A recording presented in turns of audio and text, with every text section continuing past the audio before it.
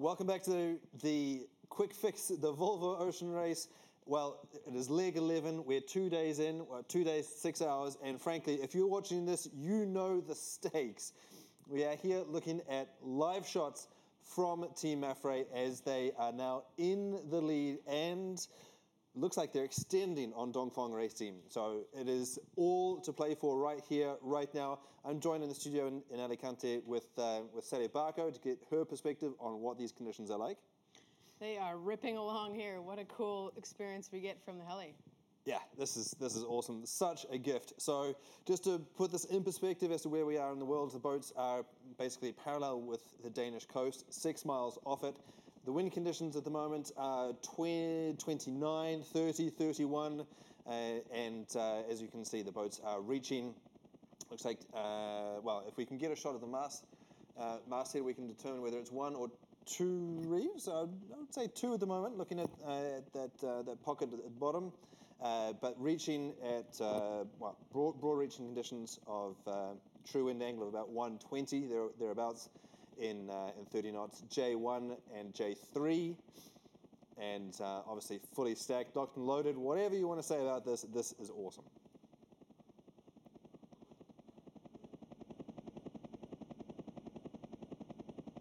Yep. So just as I was saying, tucked in right on the coast, the wind is about 90 degrees to the coast, so pretty much a great reach in there. We've got an interview to play with you a little bit later on, but earlier I spoke with Bauer Becking, and I asked him, a Dutch sailor who's lived in Denmark for a long time, as to whether there's any advantage in the local knowledge. He said absolutely not. It is just sheet on and go for it, absolutely flat out. So Sally, this is an opportunity. Actually, the boats are blazing, but we've only got 3 crew up on deck, in contrast to the lighter conditions where we saw earlier. Everybody was up on deck fighting for the position. Actually, the boats are going fast, but life should be, well, it'll be energetic on board, certainly. It'll be hard to sleep, but this is an opportunity to rest and recover. It is. I mean, don't be fooled. It's quite hard to catch any shut-eye down below in these conditions. Holy cow, they're just certainly with impacts surfing like crazy that. down the wave. But yeah, you need one person on the pumps there to get the boat on those big waves, one person controlling the main sheet, and then you're really only going forward if you're actually going to wipe the boat out. They have the J1s, as you said, and the J3s, so they should be relatively in control, just looking for the power to roll over these waves. So every time that we've been talking to the sailors, it has been, oh, I haven't slept, and certainly everybody is pushing incredibly hard. And so this is an opportunity we've got 3 people up on deck, 6 people down below. You've got obviously the skipper and the navigator plotting their strategy for world domination at the nav table, and then everybody else will be in their bunks trying to get a little bit of shut-eye. But certainly, there are big impacts, Sally. What does that feel like when you're in the bunk? Big impacts when you're in the bunk. Basically, you're sleeping feet forward so you don't break your neck, and you're pretty much getting, every time they surge down a wave into the back of that new wave, they're going to be, feet up against the bulkhead trying to hold on, and it's not super comfortable. It's really loud down below. Everything is echoed through the carbon fiber, and every time the sheets are changed or the waves are just pounding on the hull, it's not comfortable, but all these sailors are going to be super happy because this is the ride of their lives right now. I think that any time that I'm trying to sleep in conditions like that, I end up having nightmares about being hit by a train, because that's what it feels like. But even so, looking at the bags under the eyes and the sort of 1,000-mile stares on the sailors, I'm sure that having sailed all the way around the world, they can get at least some rest in here, and they'll be thankful for it. Certainly because this is Mafre on an absolute charge. They are continuing to extend on Dongfang Race Team just in the time that we've been on air. It's slowly building by tenths of a mile, but it is building inexorably at the moment. And so you need to be super switched on the helm and on the trim. And Sally, can you tell me a little bit about how it works with the trio up on deck? Obviously, it depends on the person, it depends on the team and the strategy, but typically in these conditions, how long can you be effective on the helm and also on the grinder? I I mean, the helm is quite loaded right now, and you need to work it quite a bit to get over the waves. Like you can see it kind of loading up, and they're actually bracing it more than they're steering around. So your shoulders do get quite tired. I would say right now, that's Rob Greenhouse on the helm, and the right side of his body's taking all the load. But as soon as they can release the boat and go down the wave, they're just surfing. So there is some relief there. It's getting pummeled in the face there by the waves. It's quite an experience. But these three will be on deck for their whole watch. They might get one more on deck if they need an extra set of hands, or if it gets a little windier and they need to drop another reef in, then they might bring one or two more up. There comes somebody else, maybe bringing a harness or a life jacket up, which looks like it's about to be those conditions.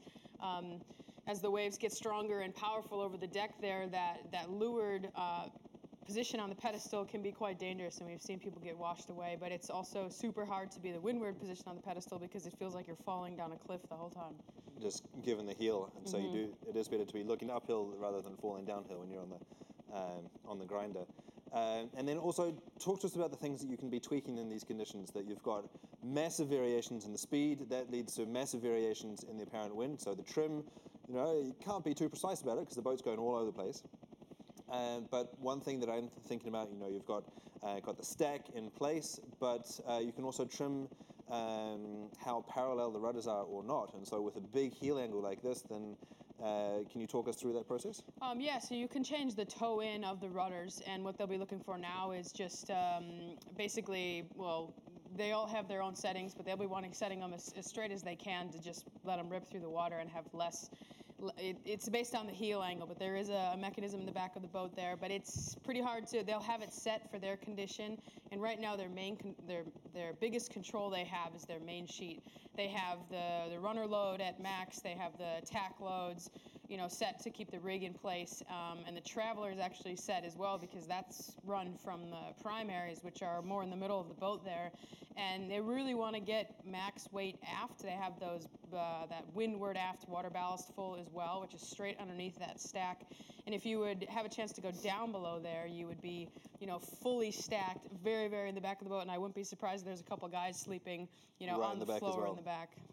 So that is all in an effort to lift the bow, to allow the flat surfaces in the aft sections of the boat to really surf on those waves, and not be burying those bows. So obviously, when you do bury the bow, then the boat slows down. The rig has a lot of inertia and wants to keep on going. Give us an anecdote of what it's like to be standing at the back of the bus when it's going that hard. Can you hear the backstay creaking when everything loads up? Oh, for sure. You can hear it. You can feel it pumping a bit. I mean, there's, I think, max about 10 tons load on that backstay or the runner right now for all these boats. So it's the force holding the mast up, but it's not creaking all the time. I think it's for sure super loud if you're going to ease it. It wakes people up down below. But right now it's a pretty solid, strong strut. Yes, yeah, holding the mast up. That's for sure. So we're on the virtual light tracker at the moment because we are repositioning the helicopter to go and have a look at, this boat right here, Dongfeng Race Team. It is the team that is absolutely in the fight for their lives at the moment. It has all come down to this moment, and we can see that they've got the same setup, J1, J3, one reef in the main, and let's just take a moment to look at the way that the boat moves through the water and to see if they're doing anything different. So it looks like half dagger boards. Similarly, I think to Mafra, I didn't take too much care to announce, to notice what position the leeward dagger board was in. But certainly, this is standard. You're reaching.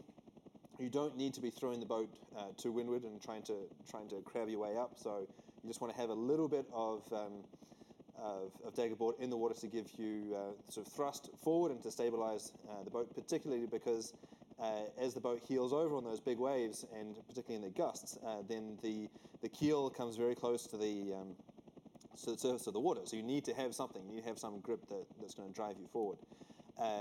But Sally, one of the things that's really interesting about these boats is the tilt in the keel fin, and so that means that as the boats go faster with the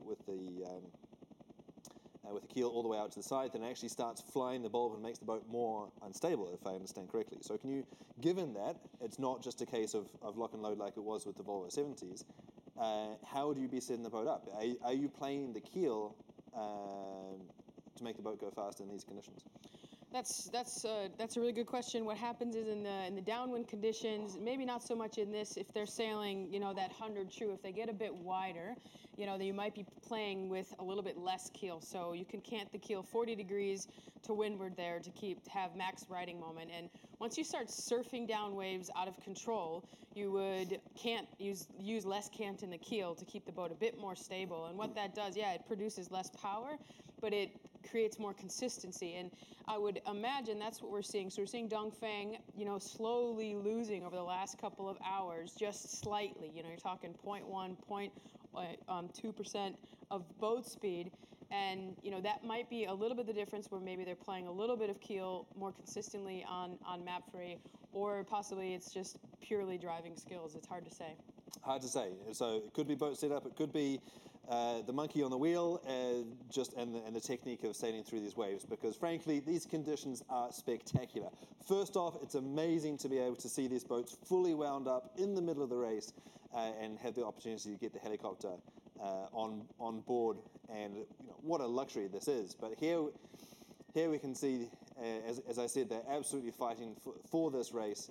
And interesting to see that they've got more people up on deck. Do you think, could be a reflection of the fact that they're behind, and so they're having to push harder, despite the fact that it looks like they're losing miles? For sure. I mean, I think they know they can see MAP3 on their AIS. They can see their angle. They can see their boat speed. So I'm sure Pascal down below will be harping on the team. Let's find that extra percentage. We need at least to match their speed if we're going to have a chance at winning this race. So it's they probably need to do a little bit of adjustments to get the boat back in balance. Maybe they need to add a little bit more power to actually push the boat harder over these waves. It's obviously hard to tell from here, but it looks like they're trying everything they can at the moment. So clearly the pressure is on this boat. It's easier to be the hunted than the hunter. And wow, it must be brutal, because if you can imagine all of the fatigue, everything that has led to this point, and to know that whatever you're doing, it's not quite enough. Any sailor in the world can imagine what that feels like, to be doing your absolute best and not have it show up on the AIS or whatever measurement you're using as a reference. But how hard is it to be thinking critically about trying to get the last percentage when you're getting hosed in the face like this? Yeah, you can see this spray coming over. It's quite like a fire hose. It's constant, and it's pretty hard to see anything, let alone keep an eye on these small, minute percentages that they need to pay attention to. It's a lot about feel. They can feel the boat, the angle underneath them, and that's a lot of where the mainsail trim comes from as well. A lot of feel comes through the rudder, so as much communication as they can will be coming from the helm. I need a little bit more power. I'm in the groove there. I'm taking this wave down. But then again, these guys have sailed 40-some thousand miles together. So right now they're actually just feeling what each other need and probably not talking very much. And just as you say, trying to peek out from underneath the protective cover on the hood of their weather gear. And one of the things that their clothing sponsor Zyke has done, which is quite cool, is having sort of zip-off hoods and balaclavas and different things that you can zip onto the same jacket, so you can really tune. You're not just tuning the sails depending on the conditions. You're actually tuning your clothing as well now, in a really specific case.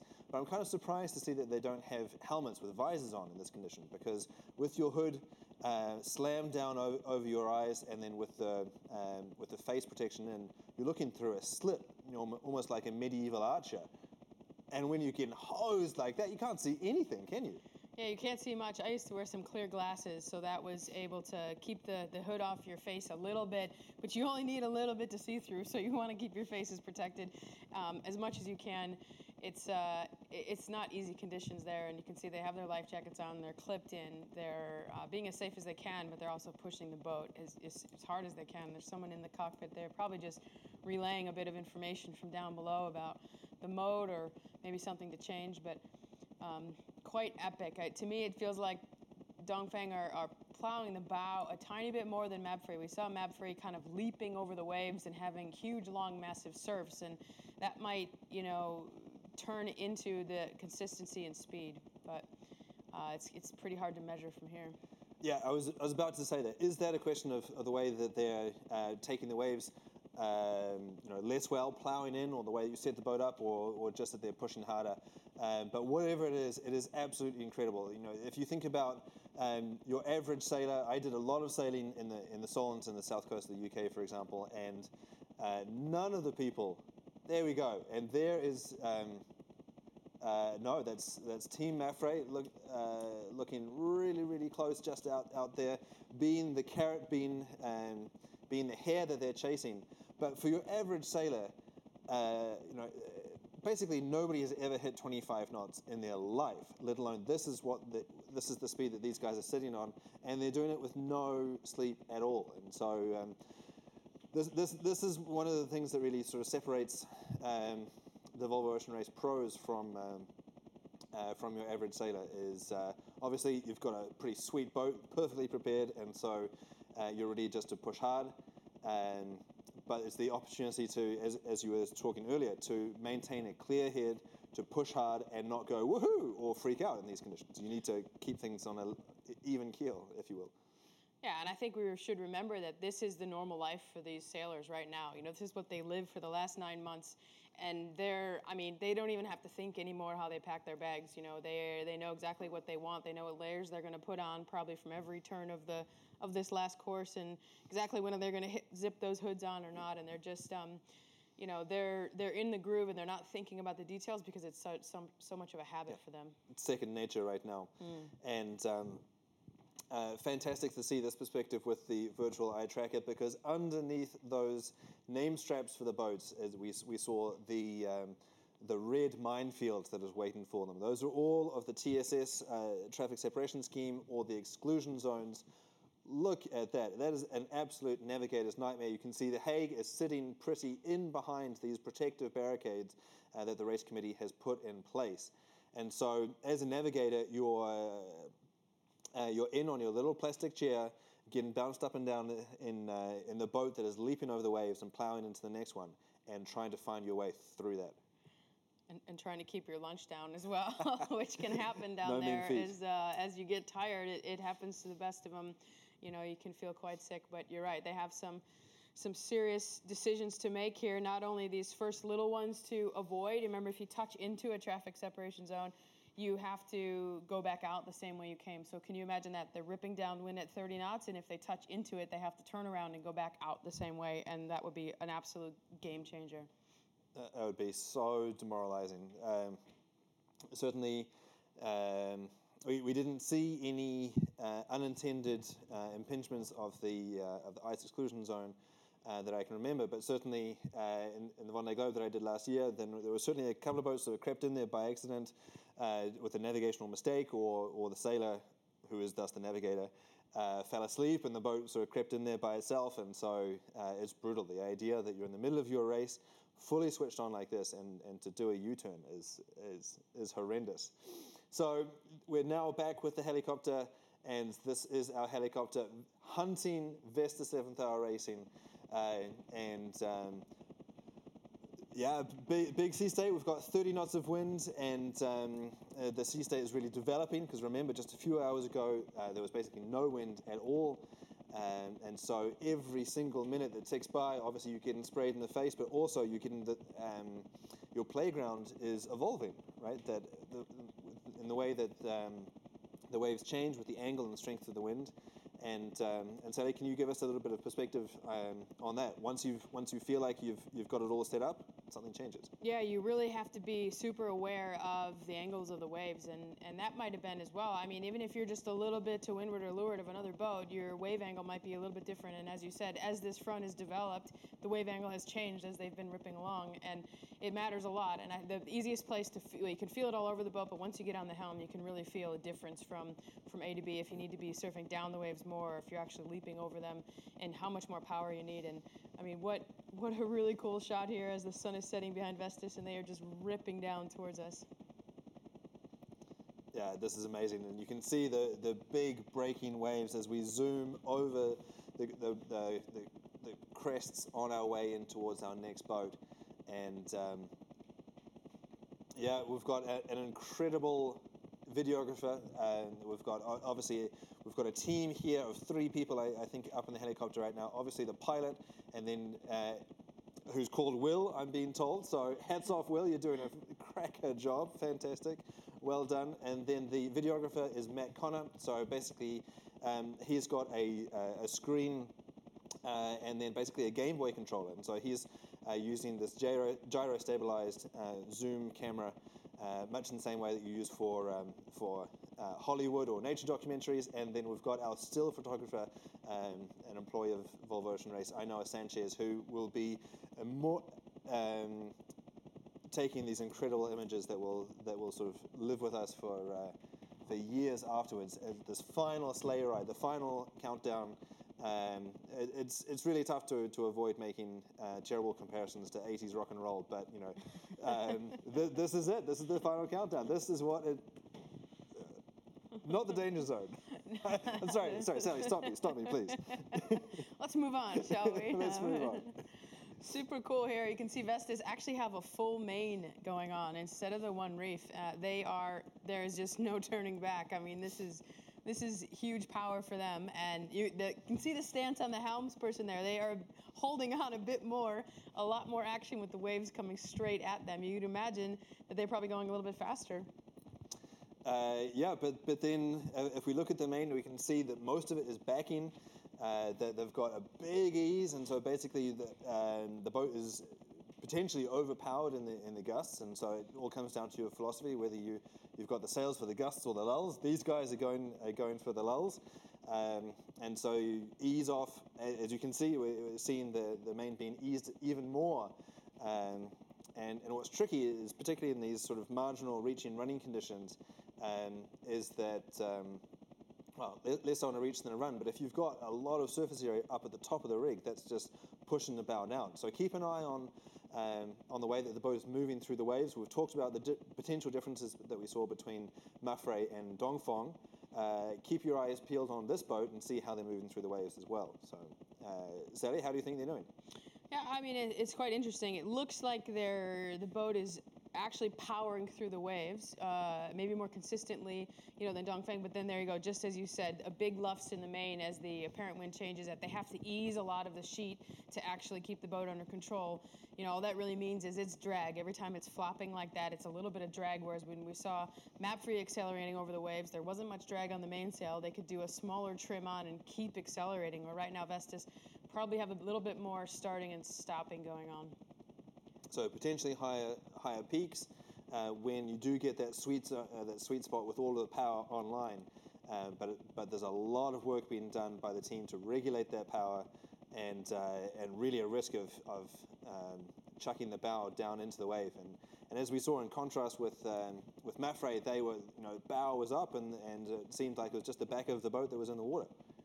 Yeah, and here you can see, the bow's actually touching into the water. The waves are coming over the very bow here. And yeah, I would agree. We didn't see much of that on Mapfre. It might have just been in the moment. And the other thing as we pan across there is that we can see a fair bit of board down. I mean, it's hard to measure against what we saw on Dongfeng, but I would argue that I also didn't have a look on Mapfre, but I would be really curious to go back and have a look and think that they probably had a little less board, creating a little bit more surfing conditions with the hull. And when the board is down like that, you can kind of trip over it if you don't need it at that angle. Sure. And then also the stack is in a slightly different position. Obviously, it's on the side, but it's not quite max aft as we saw on the 2 red boats.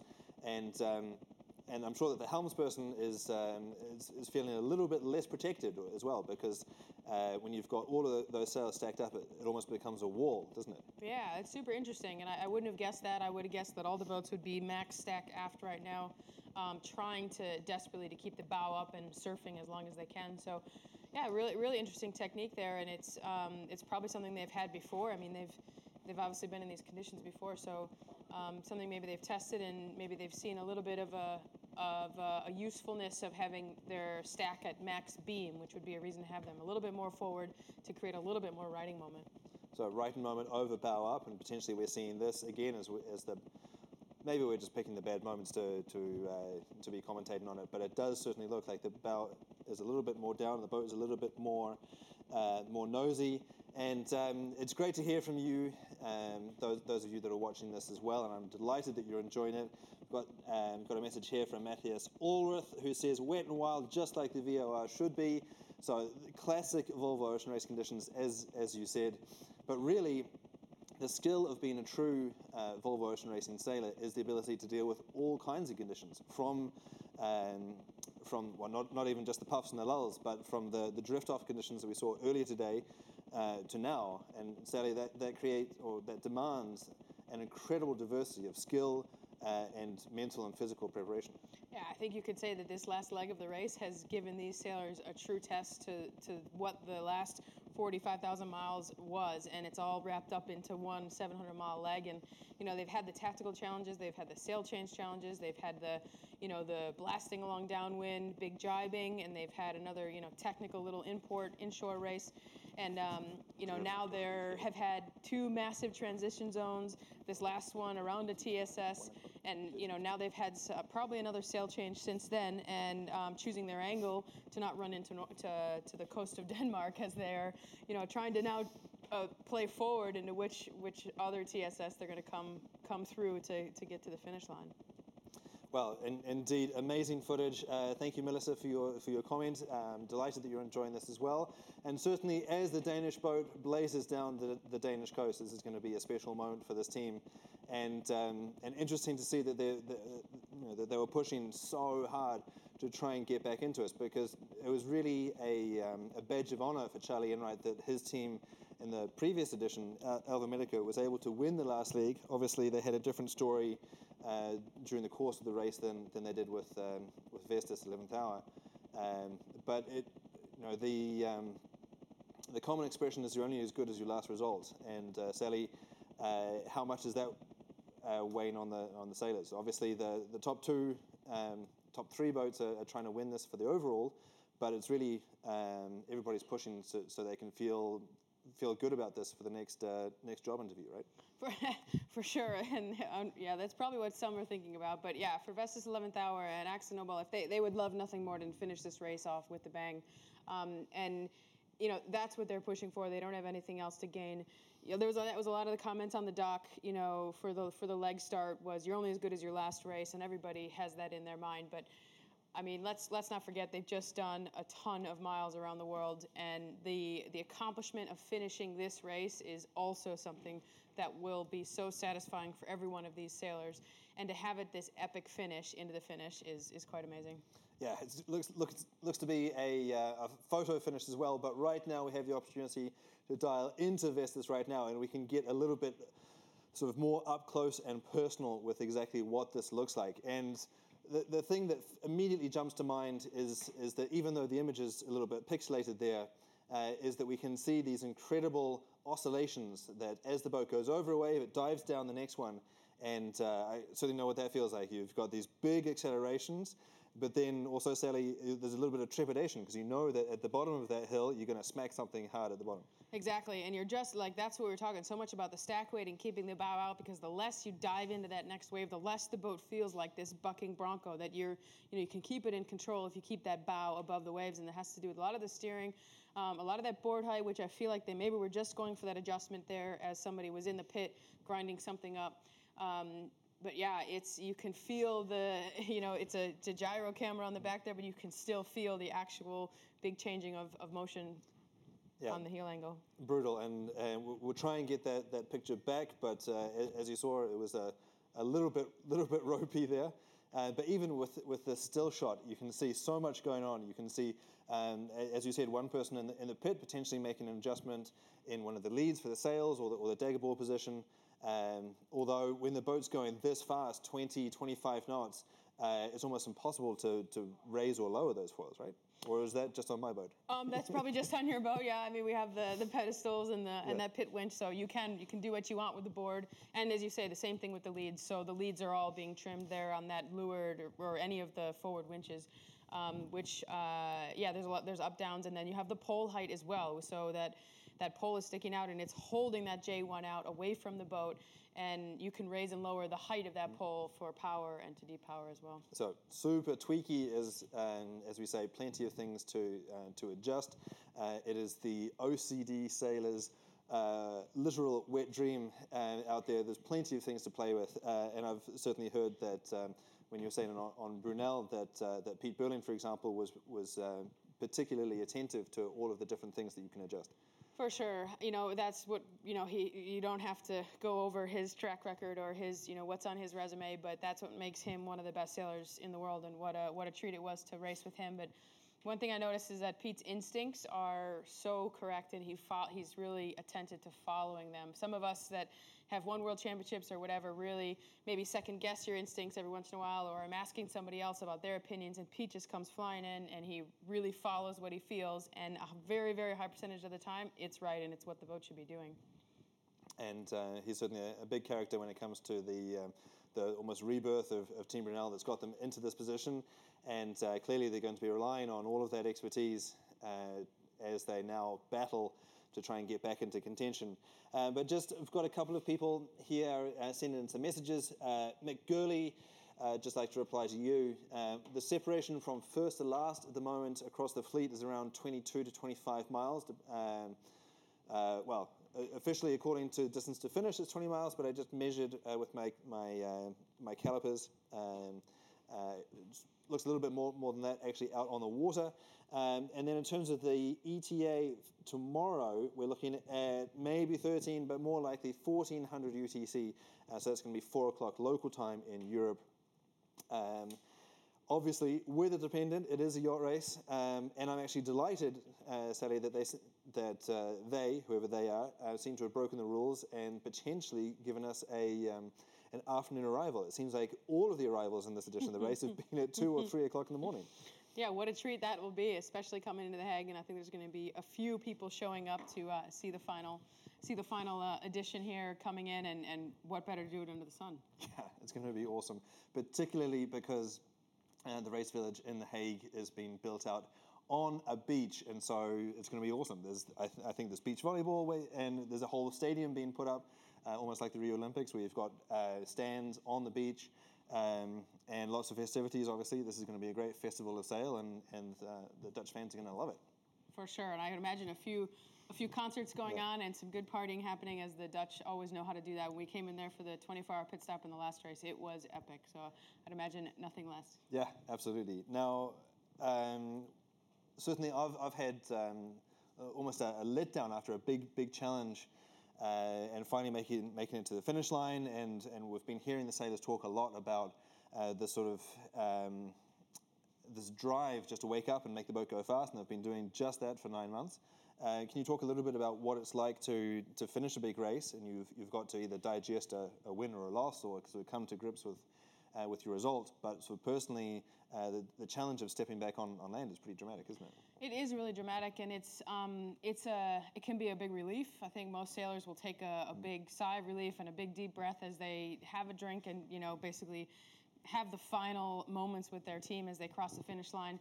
But there's also this massive void. Let's remember, these teams have been working hard on the water and off the water all together. So the run sheets of their days have been mapped out for them. Their watch systems have been mapped out for them. Every moment has been, really in some sort of sequence. And pretty soon, come July 1st, when everybody turns the corner and gets on their plane elsewhere, there is a big void. But there'll be a lot of rest needed as well. So if you can actually decompress and look back and see the accomplishments, I think everybody will be just fine and ready to think about their next future race. Well, certainly a lot to digest from a very, very intense project. Now, the reason that we're here on Virtual Eye, well, first off, it's a beautiful image, but it's not what we want to be looking at. We want the dramatic images that we saw from the last boats. Our helicopter is on the hunt for Team Nobel and Team Brunel. However, they are a little bit further off the coast, and I'll just get my trusty calipers in action there. But the connection is just a little bit ropey at the moment. The way that these systems work with the helicopter and live transmission is that we are using a cellular signal connected to the camera to try and send that back. But here, it seems like we've found them. We've still got the image, and as we're zoomed into the back of the boat, it's an opportunity to talk about the fact that we've got these incredible satellite domes made by Cobham, and they use the Inmarsat network to send back all of these images, except for now, because as I said, we're using the satellite image, and thus distance from the coast is a little bit challenging. So it looks like 13 miles off the coast for Team AkzoNobel. But when you're thousands of miles away in the middle of the ocean, clearly you don't have that problem because you are using the Inmarsat satellites. And basically, just give a little bit of love for the engineers that make these stuffs from Cobham, because basically you've got 3 of these Inmar satellites that are in a geostationary orbit, so that's miles. I can't even hazard a guess, but a lot further out than the smaller close-in orbits. So you've got these 3 guys chilling out in the middle of space, basically, and then you've got a dish at the back of the boat, which is essentially if you're galloping full speed on a horse with a laser pointer trying to hit a target that's 5,000 miles away. That's the kind of challenge that these guys do, and frankly, hats off. It's pretty cool. So that's the story about how the images get back to you. Normally, right now we're using the cellular network, and Denmark doesn't seem to be cranking out the signal to 13 miles offshore at the moment. So we'll stay with the tracker right now as a little bit of a filler until we either get an image or bail out and go back to Turn the Tide on Plastic or Sunkenkai Scalawag, who conveniently look to be a little bit closer into shore. Yeah, nice of them to do the flyby here, and we can get some really cool, just, real images of what it's like to be out there on the ocean, even though they're only a few miles off the coast. But what epic moments they're having, and even these couple teams that are maybe not in the position they're wishing, they're really happy that the breeze is picked up and they're just having the surf of their life right now. Now, Sally, we've got a question that I'm going to put you on the spot here. Michael Durar is saying, is the windward-leeward split an indication of which way the teams intend to take the TSS challenge? What do you reckon? Do you think it's too early to tell at the moment, or are they committing already that Team AkzoNobel and Team Brunel are potentially going for the offshore route, whereas we've been crunching the numbers and going the inshore one is more risky but potentially more rewarding? Do you think, what's your gut feeling at this point? Are they already committing to that? Yeah, my gut feeling is that it's a little bit of combination of where they've come from and, yes, also where they are anticipating going. Right now, they have a choice of where they want to aim, right? And, so you see the leaders aiming more east than AkzoNobel and Brunel, which are not quite aiming towards the full west option, but they're not aiming as low as the east. Let's remember that they came from windward, so they had to go above that TSS around way up there near Norway, and that put them already in that position. That being said, if they wanted to be blasting along true south, they could be, because they're sailing quite tight angles to the wind that we've seen. So I think that it might be an early indication. Tactically, I'm sure they're already thinking on the boat, no matter what the lead boats do, we're going to do something different because we have nothing to lose. So they might be hedging their bets right now, maybe not showing 100% that they're going to go the other way, but I would imagine it's for sure on their mind. So it was interesting to get Ken Reed's perspective on that one, because he was looking at this inside route here, the white one, and as I said, with the meteorology and sort of race expert staff that we've got here in the office, basically we looking at the numbers and looking at the way the currents work and the evolution of the wind and the potential sea breeze all the way along this coast, you have to commit from this point, and then you get out at this point 100 miles away basically, and it's like walking down a corridor when you've got no doors on that corridor to sort of get out, isn't it? So potentially a high risk, well, certainly a high risk, potentially a high reward, whatever. risk reward. Risk yeah. reward, there we go. High reward option as well. But really, it's going to be fascinating to see whether we see that they continue to hug the coast and actually bear away in these strong conditions, which again is acceleration, or stay high and head for that one. Now, if you do head high, then you'll be staying more on the same sail. But if you bear away, then in these conditions, what sail would you be going for? It depends on how light the breeze gets, and how many angles, how many degrees they're able to bear away. But the next sail, the big breeze, downwind sail is really the fractional zero. But I don't think that they'll be. Well, it's tough to say. I think the breeze will die off, and the angle won't be quite as wide for them to get on that. It's a hard one. It's a super hard one. I think that what we'll see is Dongfeng being the boat of decision, meaning they get to choose. Mapfre's going to follow them, and they also have a chance to potentially cut the door off from Brunel. But if they don't hedge to where Brunel are going, then and what sail choices they're making, then they open up the option for the split.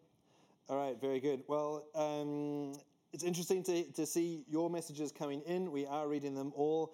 Now, I'd like to throw a little bit of an informal poll up, and would like to get all of you, your armchair admirals out there. Let's get a little hashtag battle up there. We've got hashtag East, whether you think the boats will be doing... sorry, let me try that again. Hashtag East is down this way, the corridor, high risk, high reward, or hashtag West for the option that I think Kenny Reid would prefer. That's because right. He gave them more options. That one there is the hashtag West. I feel like I'm setting up an American gang war here East. With the Crips in it. You just wrote East. You really meant West. It's I did late mean in the West. evening. I'm sorry. It's late here. We've been going almost as hard as the sailors, so my brain is a little bit scrambled. So East or West, put it in as to which option you think. Now, potentially there's a split, so we could have East and West. And so I know that all of you are partisan. It's worse than politics at the moment. You are backing your dog in the race here. So put the name of the boat and which option you think that they're going to go, and we'll see if they're right, and we'll read out the responses, and we'll see who's voting for whom at the moment. But thank you very much for your patience. We are trying to reposition the helicopter to bring live images so that we continue to really enjoy this incredible moment. And it's great to see the message here from Augie Sugar saying that she's loving it. I hope the rest of you are as well. Thanks for your patience with this breakup.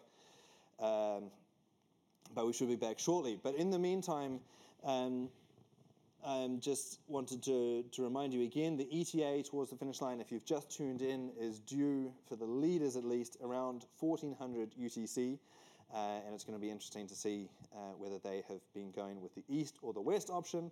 And again, which boat do you think is going to go? And Sally, it's going to be, as you were saying, potentially Dongfeng in here in second place is almost in the driving seat, because either boat can win in the overall, and you've got Mapfre who's going really, really well and is actually extending over the Chinese boat behind. But can you explain a little bit more clearly how a boat that's behind can potentially adjust the strategy of the boat ahead? Yeah, so I mean, right now they have the option of sailing a different angle and just putting themselves straight in front of Brunel. And guess what Mapfre would do? They would follow Dongfeng, and everybody would be in a row. And guess what? They for sure would cut off all the angles, and they'd probably all go through the same DSS area, because that's what, once they get up there in the same windward leeward position, the routing's going to clearly make them, to go straight through probably the west side of that channel. But right now, Dongfeng are, pressing more to leeward of Mapfre. So, all these navigators are doing their routing as much as they can down there, and they might really believe in what they're doing, and they're also thinking about, well, I don't just want to cut the door off from Brunel. I want to win this race. So they really need to choose the best mode here, and that'll either cut off the door of Brunel or open up the door. Yeah, so it's not always a case of leading from the front. I hope the navigators are more clear on east or west than I am at the moment. Me too. But here we've got great images here from the Hong Kong boat. So Sung Hoon Kai Scallywag, Mr. Lee is on board, and what an experience for him. So he is the sponsor. He is the owner or the chairman of the company Sung Hoon Kai, And what an opportunity for somebody who is not a pro sailor, like you were saying, to experience these conditions for real. Yeah, he would have probably asked some advice for what to put in his kit bag on this little journey he's had. But we saw him pull out some pretty good moves on that start line, some really solid driving early in the race, and it'll be super interesting to see if he'll have a chance at the wheel as they're going this 25, knots plowing down the waves. Now, one of the things that is quite unique about this leg is the fact that we have a lot of benefactors on board. We've got Paolo Murpuri on Turn the Tide on Plastic, Mr. Lee on this boat, and also Roy Disney on Best in 7th Hour Racing, who launched the careers of Mark and Charlie and Nick Dana. But what an opportunity for somebody who's not a battle-hardened Volvo veteran to be chucked in really in the deep end, because if we talked about the conditions, we talked about the fact that they're going to be fatigued, we talked about the fact that this is potentially a boat that's turning into a vomit comet down below. This could be horrendous if you're not used to it. For sure, and they had the option before they started this leg, as the forecast was quite large, that they, am I up for this or not? Are they just going to be throwing up the whole way? And these three, you could call them champions because they actually just stuck with their team. And I think they're making a little difference. And they are experiencing firsthand what it's like to put an effort in for 72 hours in some very extreme conditions. Certainly, one thing that's fantastic about our sport is when it comes to Formula One, you don't have the opportunity to get in the cockpit with Lewis Hamilton and have a go at Monaco. But here you can actually step on board and experience life in the middle of the Volvo Ocean race at full speed, even though, frankly, in these conditions, they might be regretting their decision. But certainly something that's completely unique. And Sally, you've been running the guest on board experience for the M32s, and so you've been known publicly for your insights when it comes to the import race and the starts, but actually you've been engineering these experiences for guests all the way around the world. Yeah, it's a very cool program we have that parallels the Volvo, and it's a guest speed experience. And I guarantee you, any guest we've put on from every single stopover from Alicante all the way through to even just this one in Gothenburg, no matter the conditions we have, there's always a massive smile on the guest's face because they're experiencing something that you can't really pay for, really. And it's a boat. The M32 is a super light, high-performance catamaran, so normally you're sailing it with professionals. So we put 2 professionals on, 3 guests on, and then in the Pro-Am racing, we actually get one of the Volvo sailors on as well, so you get the experience of how they up the intensity, and you get to rip around on these catamarans. And yeah, we've had the hooting and hollering, and this is a roller coaster ride, and it's not as wet, I can say, as what you're seeing right here on the live feed, but it's quite an experience to get more people on the water. Yeah, it's really cool to make that so interactive. And speaking of being interactive, let's have a look at the poll results. I asked you whether the boats are going east or west, or indeed who's going to go east and who's going to go west. I think we have the opportunity now to check in. Well, west. Wow. West. Interesting. Okay. Well, we must clearly, have sold it well, huh? Yeah, sold it well. But so this was the option that Kenny Reid was saying was actually less risky and would be the option that he would choose.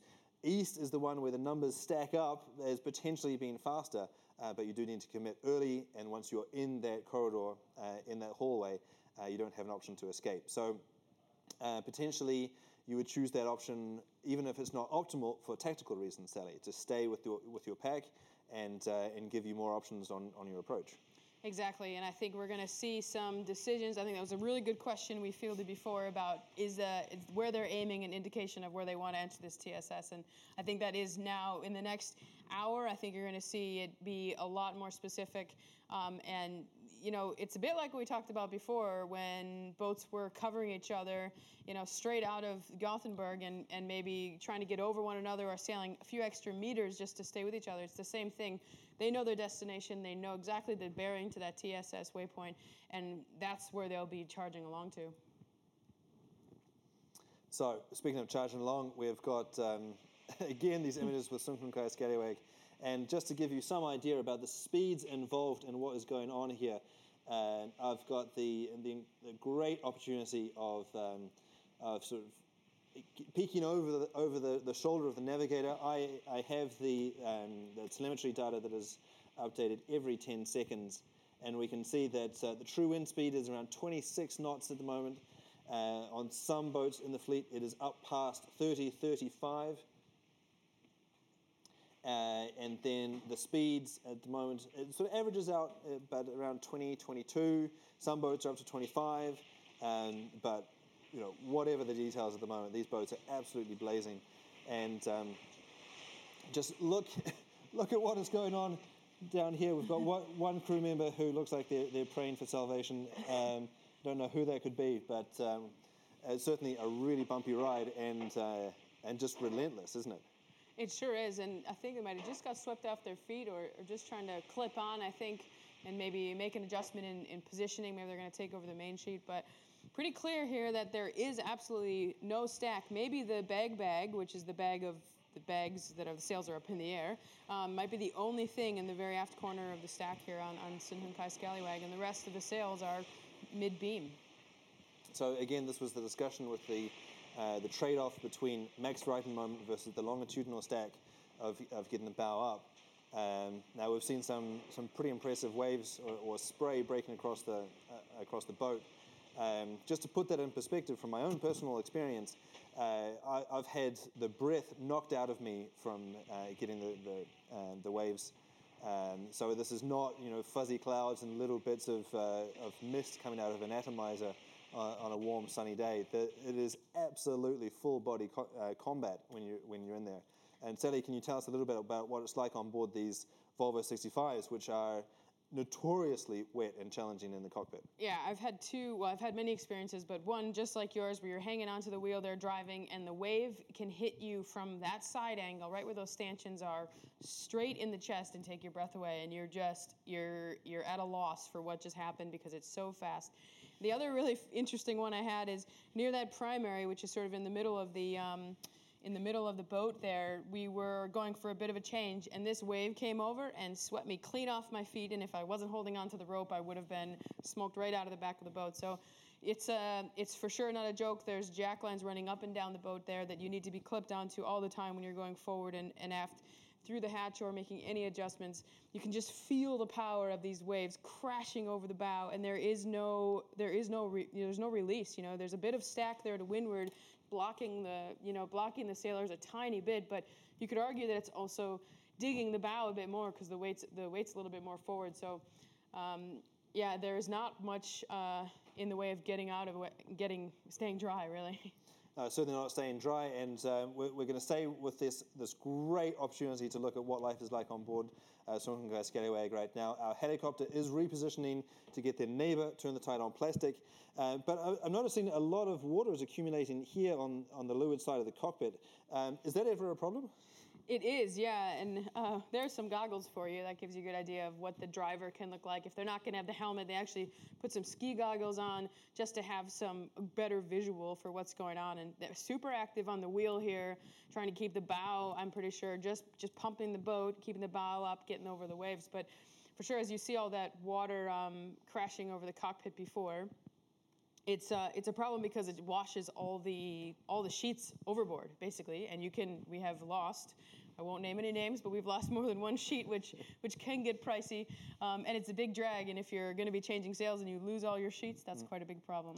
Yeah, so certainly is. And just again to put some perspective into what they're facing, I just ran the calculation right now, and their peak speeds around 25 or 26 knots equates to 46 to 50 kilometers per hour. So if you can imagine getting hosed, we say fire hose, but hosed is not really an appropriate description of what's going on. Being attacked by whole sheets of water flying at 50 kilometers per hour. In most cities that would get you a speeding ticket from the police, and these guys are getting absolutely attacked, body checked. So it's almost look at that. I mean, if you can imagine getting tackled by a 120 kilo rugbyman going 50 kilometers per hour, that is basically what's going on. Superlatives and goofy ways of trying to describe it just fail. You know, it is brutal and it is unending. The impact can be so strong on your gear that it actually just permeates straight through. And if you think, you know, they have their offshore gear on and they look pretty warm because they're moving around, but when these big waves hit, there's actually not much gear out there in the world that keeps you dry. And so they're fighting a few different things, you know, if the seals are a bit loose or anything, but they're actually wet to the core right now. And certainly you talk about the fact that they're moving around and staying warm, but that is also a bit of a problem as well, because no matter what, I'm sure I'm going to get some grumpy emails about this, but no matter what the brand, whether it's Gore-Tex or some other type, whether it's Zyke or whether it's Henry Lloyd or Musto, as soon as the fabric of the material is wetted out, it no longer breathes really, and so where you just become this big soggy mess inside and out, and the water vapor generated from your high energy output can no longer escape, even with the best materials in the world, and so you end up sort of drowning in sweat and yet trying to stay dry from the attack from the unending assault from the oceans. Just brutal. But what a great opportunity again to have these awesome images. It does give us a little bit of an insight. It almost looks like it's in fast forward motion, doesn't it? It really does. It's really not. Does. We haven't hyperspeeded this at all. This is real. Yeah. And it is, you know, the sailors use that word relentless all the time, and I think this gives you a real life example of why that might be the case. Yeah. And this is what they've been dealing with, either relentless splashes in the face or relentless heat. And remember, the alternative to this is to go through the doldrums when you've got 40 degrees and no escape as well, because typically the boats are still going fast. You've got the hatches battened down.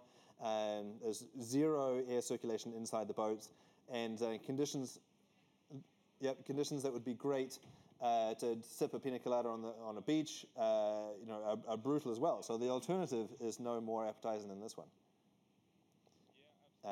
But certainly as we tick away the miles and we can see again the perspective of the helmsman on board the boat, they can perhaps be taking comfort of the fact that they've only got 348 miles to go, and Sally, as we talked about earlier, this is kind of a bittersweet feeling. This is going to be their last blast, particularly on Sunken Kai Scallywag. This has been a boat that sort of billed themselves as a band of brothers. They've sailed together a lot beforehand, and yet it's unlikely that they'll ever sail together again with exactly the same crew. And so they're probably not thinking about that right now. They're just trying to survive. But that is something that's going to enter their minds as soon as they hit the dock. Is, well, that was fun, guys, but see you later. Yeah, and right now I think they are probably in the back of their minds. They're somewhere soaking up that moment, remembering really what they're out there for, and the camaraderie they have with their team. Quite a unique group of characters led by David Witt, but he's created such a cool team dynamic that they're all proud to be there. Certainly proud to be there, and to give us a little bit of perspective on the current conditions. And all that is in the mind of the sailor. We've actually got an opportunity to talk to Libby Greenhouse, the navigator on board the boat. So, Libby, I would ask you to wave at the camera, but I bet you are hanging out downstairs and trying to stay dry. Yeah, you would be right on that bet. I am downstairs trying to stay dry, but also just checking out where we're going. Now, we've got this incredible live connection with you, and lots of people have been sending in questions asking which way you're going to go through the TSS.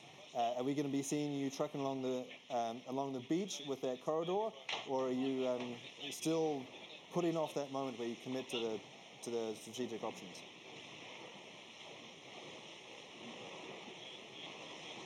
I think the options are realistically pretty limited. When you look at the wind direction, everyone's going to want to be sailing fast, so I would be surprised if anyone really does try and pick another route. I think everyone will be going along the beach. I think the boats that are further offshore will just be changing maybe to bigger gear. We'll just have a better angle now to powerhouse down to that shoreline. Now, Libby, I've got this great opportunity to be here in the studio with one of your former teammates. Sally, perhaps you'd like to throw a question to your old colleague? Hey, Libby, can't really hear you. Can you still hear us? Hello? I'm not Hello? sure. Yep. Can you hear us, Libby? Are you there?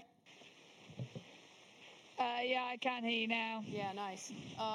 Just wanted to see how's it Yeah, going back. on board, and you know, how are the team holding up for the last 12, 24 hours into the finish here? I mean, the leg's been pretty tough. It's basically been like an import race for the last whatever it is. I don't think anyone even knows whether it's day, night, or morning. The daylight hours are obviously really long, so that also adds to the confusion of what time of day it is. But yeah, everyone's holding out. It's a bit tough for us right now. We're struggling speed-wise against Turn the Tide, which I'm sure you can all see live on the tracker. So we're really working hard to try and work that out. But yeah, you know, ultimately everyone's gunning for the finish. It's going to be, I think, a lot of broken, zombified people by the time we get there for this last leg. But a fast last blast. Awesome. Well, good luck for the last couple miles, and we'll be wishing you well ashore. Now, Libby, if I may, just one more question. I know I'm not making myself very popular at the moment, but can you tell us a little bit about the fatigue? You said that you haven't slept that much. Can you put a number on that and help the viewers at home understand just what that feels like?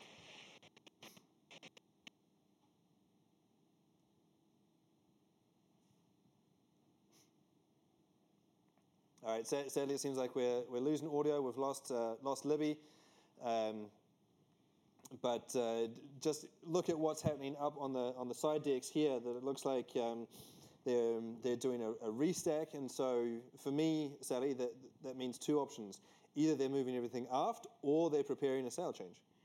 Yeah, I would assume that they're actually going to make the option of getting the stack aft and seeing if that's going to help their performance. You know, you heard it in Libby's voice. They're struggling for a little bit of speed against, you know, they're hanging out in the back of the fleet and they need to make some adjustments. So to me, this is a realistic one. They're blasting along at 25 knots. They need to get the bow up a bit more. Let's make the effort and get the stack aft and see if we can gain a little, you know, percentage in performance. Well, there we go. I certainly think you're right. With this shot now, it's tough when it's so pixelated, but it does look like they're building that wall. So Donald Trump is on board Sungai Scallywag right now. They are building the wall to protect the helmsperson and get all the weight at the back of the boat. And it'll be interesting to see if we can see if that makes a difference in the way that they move the boat through the waves, and whether just that shift in weight can actually make a difference. And Sally, we talk a lot about stacking and moving weight around and how that can trim the hull. But how is that defined? In all the work that you've done in optimizing the Volvo 65, have you ever sort of measured in a still, calm day whether you can actually get the stern out, or is it just done on feeling? It's done on feel, and it's done on, we talk about this percentage of performance, which is based on your polars, which is based on the conditions, which is based on the angle of sail that you're trying to achieve. So and then there's the final, you know, verdict, which is your feeling and your gut feeling, which is you're sailing a one-design boat. So now a lot of people are just trying to do whatever they think is best in their feeling, and if they're struggling for performance, they're going to think about all the options to what change they're going to make. Okay, so here we're on board. The competition, Turn the Tide on plastic, is currently sitting in the rankings just above Team Sungai, and I'll measure the separation out on the water, but it is super, super, super tight between these two boats. Bow to bow, side to side, they are only 3 miles away from each other. So really close battle. These boats will know each other's playbooks inside out because they've been glued to each other all the way around the world. But Sally, if you can sort of talk us through what you've seen on this boat and what's different from what we've seen already? Well, I think we can all notice that the stack is already all the way aft, and not just aft, but aft like it looks like they've even probably made the effort to turn the sails around to put as much weight back as possible. And I can't really tell. I know the camera in the back of the boat is on like a gimbal thing, but it looks like to me there's a lot more heel angle on this boat. And just the way the waves are kind of crashing more to the left, like across the boat instead of straight over the stern.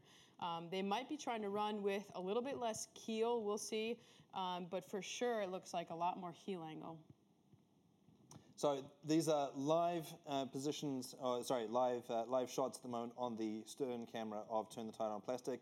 But we have connected again with our helicopter. Sadly, these are not live images. They were taken moments ago. As I said earlier, these two boats, the two Dutch battles, are a little bit further offshore, and we couldn't get a live connection. So we're now replaying the images that were just recorded earlier. And well, it looks like they're getting a pretty wild ride out there. Looking at the way that the sail is reefed, and we can't see the B anymore, that tells me that they've got two reefs in the main. And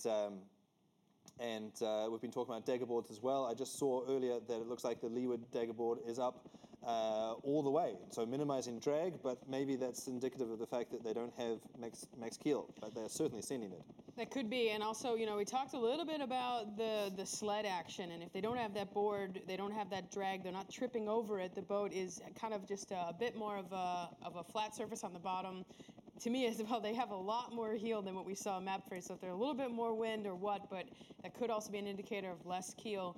Normally, if the boat is heeled over at this 30, 35 degrees of heel, anymore you see the actual, there you go, the orange of the keel. Yep. You can see it popping through the water. So they probably still are at max keel, looking for max riding moment, but without that board, it's creating quite a cool surfing on edge sort of feeling. Oh, they certainly do look on edge. You can see that the windward rudder is completely out of the water, and so, as you're saying, that's indicative of a heel angle around 30 or more. And it's interesting to see that was the first thing that you remarked is the fact that the boat is more on its ear.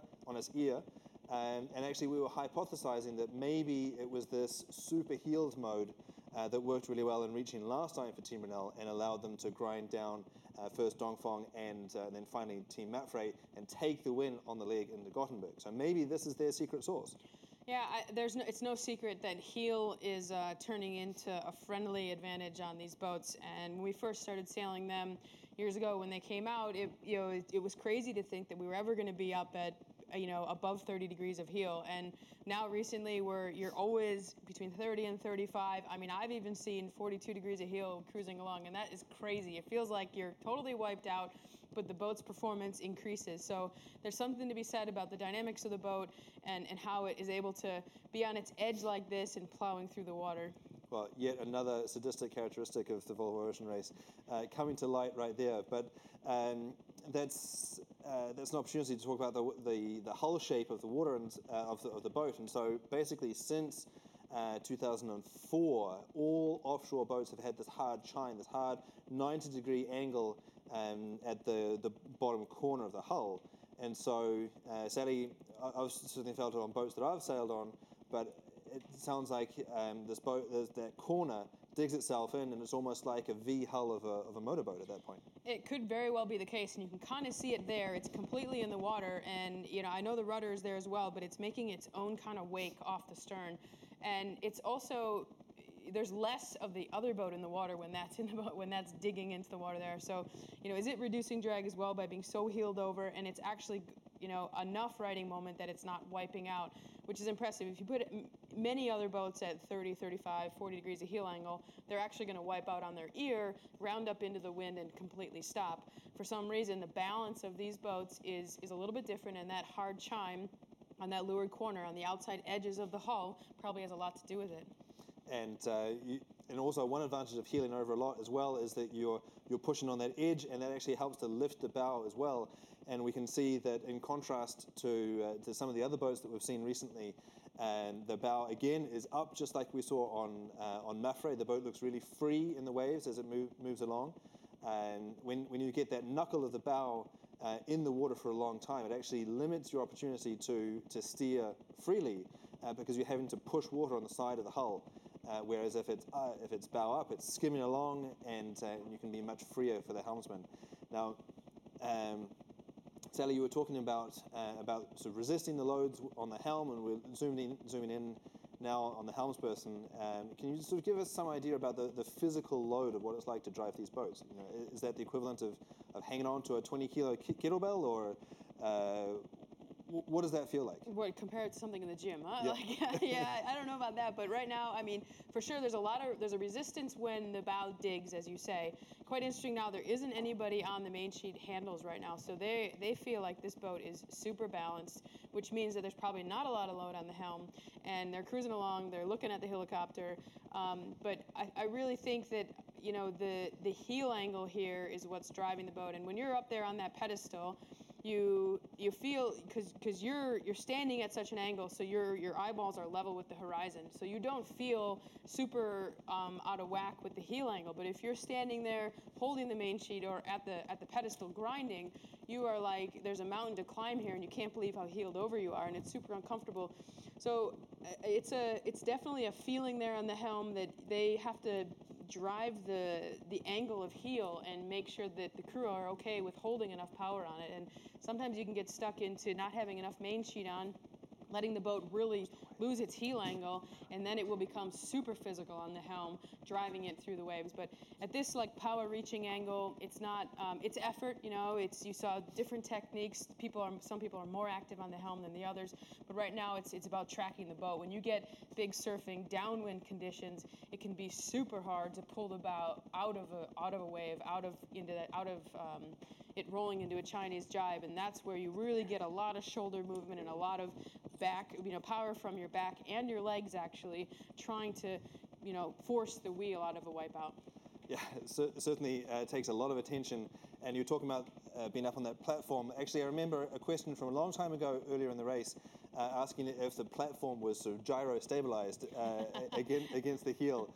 But sadly not. It's just up on wedges, but they do have a nice platform that puts the helmsman up above everything, so they've got a clear view. Look at the bow on that. That's amazing. Really launched their way off a wave on that one. Also asking questions here from you viewers, asking what height of the wave is. Now, our instruments tell us that it's about 2.5 meters with a period of around 9 to 13 seconds. So that means that 6 times a minute you're getting a massive impact. Well, more than that, actually, because you're slamming into the waves as well. So they're certainly consuming the ocean at a great rate of knots. And the fact that you're on that elevated platform means that you're just getting more and more waves in the face, despite the good view. However, we're going to move on from our pre-recorded images of Team Brunel to a live call with Turn the Tide on Plastic. Check out the speeds that they are doing right now. We've got them at warp speed, 28 knots of boat speed. That is blazing. And so we're hoping that we can get Dee Kafari on the line. Dee, I hope you can hear us. We are amazed at what we're seeing right now. What is it like on board the boat right now? It's a little bit damp. Oh, very damp, in fact, but it's awesome. It's awesome to have these great conditions in this last leg, because we were having a bit of a float off earlier. So all my crew have got big smiles on their faces, and they're just happy to be going fast. Now, we saw some lines around the eyes and certainly some tired faces in the videos from your boat earlier. I presume you haven't got a great deal more sleep since those were taken, but have the strong conditions re-energized your crew? Yeah, definitely. They knew kind of fed and watered themselves, and they're up for the last little blast while we've got it, trying to get the miles in while we can. But yeah, it's been like the longest import race ever. Lots of manoeuvres, lots of sail changes, and the boat's in sight. We've had a lot of concertina effects, and so you get to see the rest of the fleet knowing that they're just round the corner, really, and we don't want to leave anything in the tank by the time we get to The Hague. Well, looking at the incredible speeds that you have at the moment, it looks like you're leaving absolutely nothing in the tank at all. So congratulations for the incredible speeds. And then also it looks like you've rolled Sunken Kai Scallywag, your long-time play buddies. What does it feel like to have a boat so close? Can you see, looking at the meteorological conditions, you can't see any other boats potentially, but on the AIS, you're tracking everybody, you're hunting them down? Oh yeah, and at times we've seen them all by eye as well, but obviously the scallywags have been there the whole time. And as we said in the last leg, when we had probably 3 or 4 boats within visual the whole time, it only helps us because it gives you a gauge on what speed they're doing, what angles they're doing, so that we can make sure we're on the numbers. And unfortunately, scallywag keep getting in front of us, and we keep having to claim it back again. And we claim it back in style, and then we mess up, and they get it back. So. But obviously we've got an aim for another boat because we've got to get a boat between us and scallywag, and we haven't lost sight of that aim either. Well, clearly the fight is on. Now, in terms of what's to come, Dee, you've got this amazing sleigh ride right now, but you've got a big decision to make as well in the way that you approach the last 300 miles of the leg. We've had a poll with the viewers watching this. Everybody thinks that you should go east. Is that the option you're going to take? Telling now, wouldn't it? But there is a massive decision, and we've only probably got about hours left of time to make that decision before we have to commit, really. We've got about 30 knots of wind. If we go to the east, then we go closer to the high pressure, and the end is very light downwind with jibes. If we go to the west, then it's high risk, less options, but potentially could be a gain. And I've sent Nico to bed, our navigator, for a 10-minute snooze so that he can come back and make a informed decision, and we'll support the decision whatever. We're just going to sail the boat as fast as we can while we can. But I think I know which decision Scallywag's making, and we're just keeping an eye on Axe and Nobel in front of us as well to just confirm what their decision's going to be. But it's an interesting end to this leg, and the fight will be interesting all the way to the finish line. Now, Dee, it's an incredible testament to your experience, the fact that you were able to give me a flawless response while the boat is charging down the waves as it is right now. It looks like you're heading almost 30 knots of boat speed. What is it like to be cool, calm and collected in most conditions where people would be looking to call the rescue and get out of there? Well, I think it's a sign of the team I've got. I put together quite a young, inexperienced crew. And if I was to freak out, then it would have a knock-on effect and they would all freak out. And I think if you walk around as if this is normal, this is enjoyable and this is great, they pick up the same vibe and they have a great time too. And it's kind of been my theory in the Southern Ocean. And now they agree with me that this kind of sailing is awesome. They know they're going to get dry in a couple of days and sleep in a bed eventually. So they know what it's all about now. And I think they're getting the buzz that I get from doing this crazy stuff. I would say I don't think it's kind of the ideal conditions for our VIP guest, but he's still with us and still enjoying it and nearly still functioning, but I'm not too sure on that last one. Well, this is an adventure that you have been enjoying with Mr. Paolo Murpuri and also with your crew, and these are the final 300 miles that you're going to be doing together. Is that weighing on your mind? Does that make every single mile right now that much more precious? Oh, Conrad, you're going to bring tears to my eyes. You're so emotional. It is emotional, actually. It's kind of mixed emotions. It's been a long, hard year. Don't get me wrong, we're all pretty exhausted at the end of this one. But there's such a lovely team, such a lovely group of sailors, such an amazing group of sailors that have developed every day, and I will miss them. So I'm sure that we're going to stay involved in each other's sailing careers and stay in touch, or at least I hope so. I know you always say that at the end of a project, but this is a pretty special group. I love them, and I'm going to miss them. I'll admit it. I won't tell them that, though. I'll only tell you. Well, thank you. I'll keep it between you, me, and the few thousand people that are watching this live, so don't worry, it won't go far. Now, it looks to me like you're in the cockpit hatch, potentially. If you are, can you give us a big wave, because we're going to sign off from you and wish you all the very best for the coming miles. Fantastic. Thank you very much. Big smiles, big wave, big waves. And the dancing, I love it. Yeah, there we go. And Sally, an impromptu dance. Thank you very much, Dee. Big thumbs up for Turn the Tide on Plastic. Now, Sally, just an incredible spirit there of Dee. She's tired, she's cold, but she's loving it. She's loving it, and that's why she was chosen to be the leader of this team, because she can, basically infuse that energy onto her team, and they really have learned to love their job out here on the ocean with her.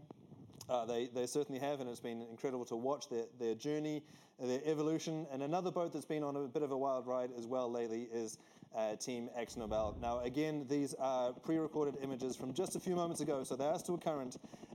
But our cameraman has pressed play in the helicopter so we can get these images that he got just a few moments ago. And again, so this was taken when they were right next door to Team Brunel. And you can see that it's a wild ride. Big deflection on the rudder there from the helmsman, and it looks like they've got all the power they can handle. They sure do, and they are loaded up, and you saw them, like you said, make that huge angle change. They're trying to surf down the wave, but the waves are so short and steep, they just jam into the back of the next one, having to bring it up. I see like huge waves coming over the side here, but the setup, from that little snippet that we saw looked quite similar, as I would assume they're, going quite similar speeds with Brunel. So we've seen some diversity as we've flown across the fleet over the past couple of days about the setup, sometimes dramatically different, but here pretty consistent. The only real thing that we've seen is Team Brunel had 2 reefs. I think Exo has 1. I think they had 1. Yeah, I reckon they had 1, and I would say that board down in AkzoNobel is probably the biggest difference that you see between Brunel and them. But here's the J1 and not the J3 as well. That's true, yeah, not the J3. But it really does look like they are fully powered up. That the main is backing a lot, and that may be due to the fact that they're trimming the J1 a little bit differently. Perhaps it's chucking more wind into the main and less trimmed to the extremity of the outrigger potentially. Yeah, so I think if you trim that jib in a bit more, see how it can be on the outrigger there, you can really move it up and down that pole. And if it's trimmed in too tight for the conditions, it can cause a lot of backwind into the mainsail. To me, it's an indicator of being a little bit out of balance, actually. Not being said that they're not going that fast, but sometimes you just deal with the power, and they're experiencing big surfing conditions, so your apparent wind is changing a ton, but this could be a problem. And it's also quite interesting that they don't have the J3 out there. Maybe they feel they have enough power, and that actually might be coming from that board a little bit of the way down. So it really is just the small details that count in the way that the setup has been working. And just to let you know, this is the boat that is now in 2nd place overall on the water, according to the rankings, that they have overhauled Dongfeng Race Team, who, during the time that we've been on air, during this transmission, have lost a full mile to Team Mafre, who are just blazing away. So this is the boat that is 2nd on the water, and Sally, I can see you looking at the tracker right there. They are further offshore, and there's this debate. Does that mean that they're going to be attacking the TSS in a different route, or is that just the best way through the waves? And you heard Libby say that it could be a really powerful option by being to windward, because whenever you're to windward and the breeze is going to hold like that, you have the option to put the bow down and accelerate over the group. So if the breeze gets lighter, they have the option to put up bigger gear, bigger sails, whether it's the J0 or the masthead 0 or the fractional, and power over the into the front of the group. And it's not a bad spot that they're in, which started all the way back up to that when they had to go around that TSS. That first TSS. So around the middle of the day, they set themselves up to windward. That was dealing with the sort of local situation right at that moment. But as you say, a windward position can be incredibly powerful, and so they're using the speed of this moment here to potentially set themselves up so that they can invest in the future. And that's one of the things that, as a navigator myself, it's the continual struggle, but that's what we signed up for, is this ability to balance the condition between now and also invest in the future. And so you're always thinking 3 steps ahead and what you do now and how that's going to affect the game later. But it's certainly, in contrast to some of the other boats that we've seen, the main does seem to be pretty eased off. but the bow is up and the boat seems to be going really fast, and given the fact that they're moving through the fleet, it seems to be working for them. Yeah, it seems like they're actually just driving off this jib, and it's creating enough power to lift the bow and just have a pretty sweet ride. The bow is consistently out of the water. There's still a lot of water coming over the deck, but the way the main is not really drawing much and holding much pressure means the jib is quite powerful and leading the boat down the waves. Well, certainly a bit of a wild sleigh ride. We can see four people at the back of the boat, so clearly they've got all of the manpower up that they need. And so interesting, again, this balance of whether you invest in now or save yourself for later. You've got half of the crew down below either navigating or resting, and it's interesting to get the perspective there from Dee talking about Paolo, who is not a full-time sailor, and is just sort of hanging in there on the conditions. But as you've said, Sally, this is the daily bread of the Volvo Ocean Race, or at least that's the way that we like to present it. There are lots of light conditions between the start of the race in Alicante, here where we are now, and the finish in The Hague. But just these big breaking waves are so impressive. It gives a lot of power into the boats as well. Well, that's the end of our Heli scenario. We're all done for the moment, but as we zoom out, we can see that big split in the fleet, and so as we've discussed the options as to why that might be, but I encourage you to stay tuned on the tracker so that you can see the way that this is going to evolve. Is it just local scenario, or is it setting yourself up for the future, the way through the minefield? We asked you to give us your thoughts, your armchair admirals, Monday morning quarterbacks, as to which way you think that they should go. So we've got pretty clear investment here. Lots of you think that the boat should go out to the west. We've got Libby talking about sailing on the east and down on the beach potentially. So it's going to be fascinating. It's going to be fascinating. It's going to be super fascinating. Stay tuned. Keep your eyes peeled. I think the tracker is obviously live. You're going to be able to see the minute differences in the boats and when they make this critical decision. Well, super cool. A really, really privileged position here, and also for you watching at home to have this opportunity to see these boats fully wound up in their glory and clearly pushing hard with everything on the line. At The Hague, that's the moment that's going to be all decided. Stay tuned. We're going to leave you now, but be back with a quick fix tomorrow. And, well, who knows what shows we're going to be able to cobble together.